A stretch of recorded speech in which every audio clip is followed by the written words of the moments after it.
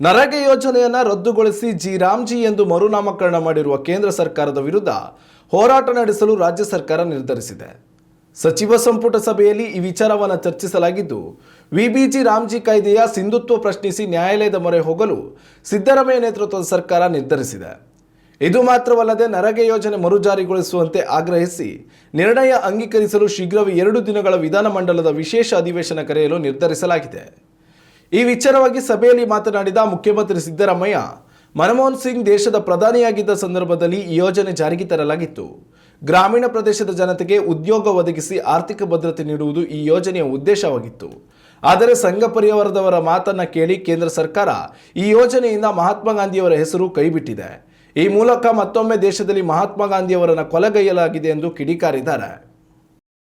ಉತ್ತಮ ಸಂಸ್ಕಾರಯುತ ಶಿಕ್ಷಣದೊಂದಿಗೆ VSS English medium CBSE school Udupi Muddur. ನರ್ಸರಿಯಿಂದ 10ನೇ ತರಗತಿವರೆಗೆ ಶಿಕ್ಷಣದ ಜೊತೆಗೆ 5ರಿಂದ 10ನೇ ತರಗತಿವರೆಗಿನ ವಿದ್ಯಾರ್ಥಿನಿಯರಿಗೆ ಉತ್ತಮ ಹಾಸ್ಟೆಲ್ ಸೌಲಭ್ಯವೂ ಇದೆ. ನಿಮ್ಮ ಮಕ್ಕಳ ಪ್ರವೇಶಾತಿಗಾಗಿ ಈ ಸಂಖ್ಯೆಗೆ ಕರೆ ಮಾಡಿ.